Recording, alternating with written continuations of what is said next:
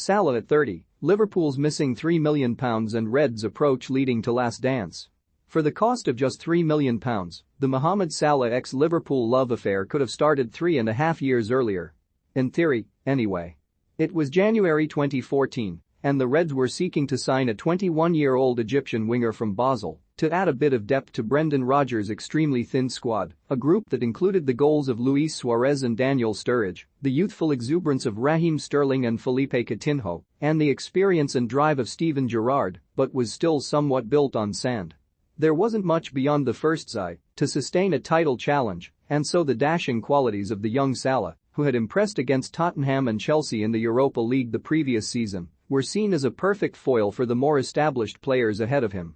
More perfect than Iago Aspas and Victor Moses were, anyway. But at FSG's Liverpool everything has a price, something that Salah has become all too aware of. Back then the club valued the young wide man at £8 million, and they were unwilling to go above that fee. Basel touted around for more interest and more money, and then sold him to Chelsea for £11 million. Negotiations took a long time because Basel rejected more than one offer, said Salah back then. They felt the transfer fee was not that high. I was waiting for Liverpool because I really like Liverpool. I was eager to join them. But instead of Rodgers' fairly giddy band of upstarts who would go on to have an unlikely tilt at the title, Salah was thrust into the arms of Jose Mourinho, and we know what happened from there. At the time it was clear that Salah saw the link-up with the now legendary manager as something he couldn't turn down, and he spoke of Mourinho calling him to praise him as a player and tell him that he had plans for him within his squad. No young footballer, or the people they surround themselves with, would ignore that. But as others have experienced under the Portuguese, particularly young attacking talents, there is a chasm between Mourinho having plans for you and trusting you outright, as Salah was quick to discover. In what has been described as a clash of personalities, it simply didn't work for Salah at Chelsea, we all know that, but it was a sign of the ambition within that he, and again, his people, chiseled his way out of Stamford Bridge to join Fiorentina on loan on what was supposed to be an 18-month deal. After an electric half-season in Florence, during which he had again stated a desire to play for Liverpool according to his former teammate Micah Richards, the ambition was on show again. Salah wanted to go to Roma, and so he, and yet, again, his advisors, were determined to push through a second loan deal from Chelsea to the Italian capital, thereby reneging on the agreement with Fiorentina. Went all the way to those lofty decision-makers at the Court of Arbitration for Sport, but he got there in the end. Roma was where he would prove he can be a player for the very top level, initially on loan for 2015-16 season, and then contracted by the club for the following campaign. After a stellar 2016-17 the next step was waiting, and that would finally come at Liverpool 3.5 years after he first wanted to make the move. And we know what has happened since, because it has been extraordinary.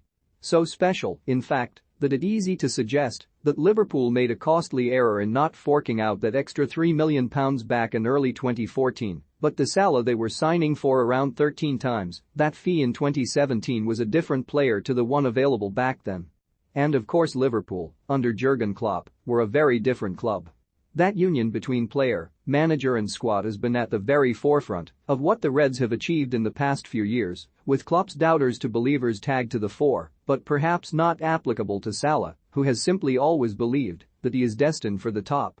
He has now scaled those heights with Liverpool, at times touching the summit claimed by the very best player on the planet before a more recent dip in performances, probably due to fatigue more than anything else.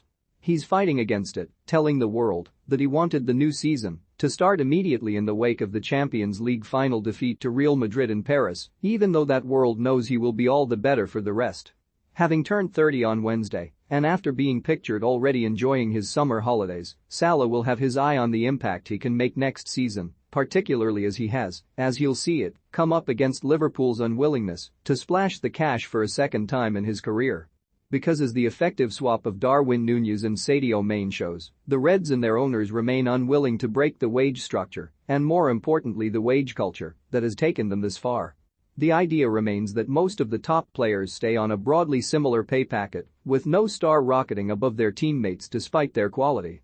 That can only go on for so long of course, and Mane, who turned 30 in April, is perfectly within his rights to look for the type of deal that is available for a player of his class at most other elite clubs. Just as Salah is too. With the Senegalese opting to pursue a move a year before his deal runs out and Salah deciding he wants to stay, all roads still point to the Egyptian wanting to remain at Anfield for longer if a deal can be reached that he and his people deem acceptable. If one can't, and that currently looks the most likely outcome, then all parties should be grown up enough to go into the forward's final season at the club with the desire to make it his and Liverpool's best ever. A last dance scenario could play out, and Salah, who will get another rest during the World Cup, could revel in the spotlight. We'll never know the answer to the £3 million question, but when the Reds did finally get their man, it turned out to be one of the best pieces of business in the club's history. Salah gave the latter half of his 20s to the club, and the first season of his 30s could be quite the sight.